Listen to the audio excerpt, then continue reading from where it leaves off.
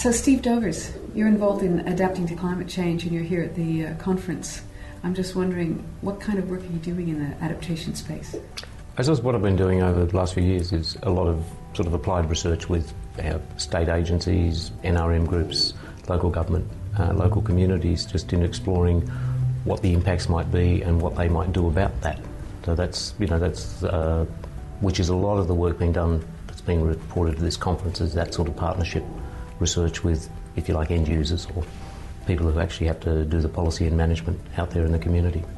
And are you finding interest and uptake of that kind of research that you're doing? Yeah, and it's actually incredibly positive, because once you get over the fact that adaptation to climate variability isn't something new, that we've actually been doing it for years. I mean, that's what emergency management's about, what water policy's about. And you build on that to say, well, look, if we do have bigger problems in future, you actually find an incredible interest and capacity already there, which can then be projected into the future. So, rather than coming in and saying, look, this is a new problem, you might have more heat waves, you say, well, look, you already deal with heat waves. What would be the implications if you had more? And the people in local government, in state agencies, in the private sector, have immense capacity to be able to absorb that information and proactively think forward in extending living in the Australian environment. We could live better in a variable environment. And I think people are starting to accept it, not as some big new scary thing, but just doing things better.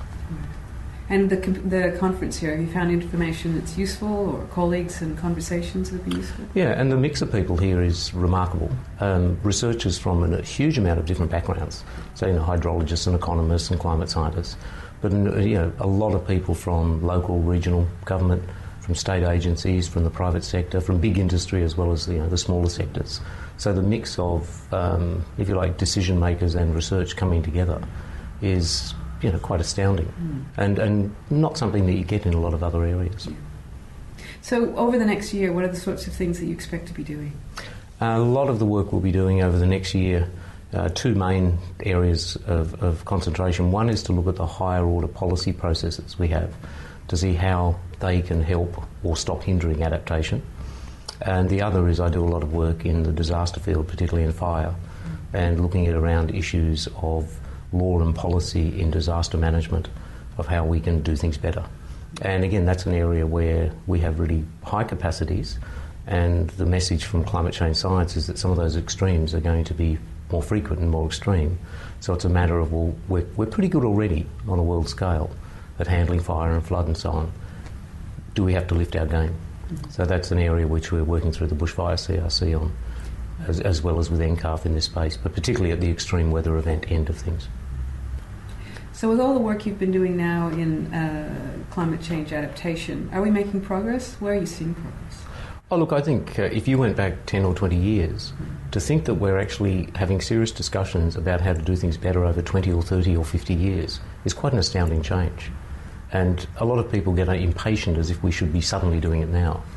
But, if you look in 10 or 20 years' time, I think you can look back and go, we are doing flood planning better, or we are much more clear about who does what in extreme weather events and so on. So I think you need to step back away from it a bit. And a conference like this, you get a bit of frustration of, why isn't everything fixed already?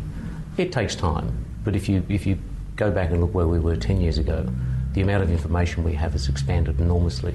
The level of awareness by local government and industry and communities is much greater. We're not there yet. But so I'm actually reasonably positive. Oh, great. But then within that, what sort of challenges do you see that are the bigger ones? I think one of our big challenges is how we learn from experience.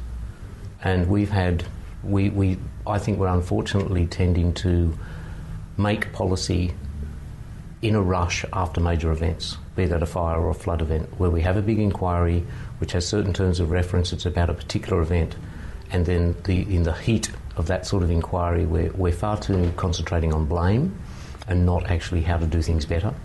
And we're tending to almost abrogate our community discussion and government deliberations over to inquiries.